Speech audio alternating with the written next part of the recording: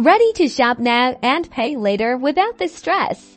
Let's dive into your very first Afterpay purchase. First, you'll need the Afterpay app downloaded from your app store. Once installed, open it up and tap Sign Up. This is where you'll create your account. You'll need to enter your email address, create a secure password, and provide some basic personal details like your name and mobile number for verification.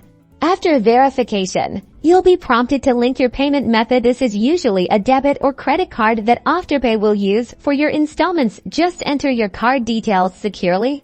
Now for the fun part, shopping. Look for the Afterpay logo on your favorite retailer's website or in their app at checkout. Many popular stores accept Afterpay, so you're sure to find something you love. When you select Afterpay, your purchase will be split into 4 equal payments. The first payment is due at the time of purchase, and the remaining 3 are automatically charged every 2 weeks. Afterpay will send you reminders before each payment is due, making it super easy to stay on track and avoid late fees. This system is perfect for budgeting and managing your spending. And that's it. You've successfully learned how to use Afterpay for your first purchase. Happy shopping!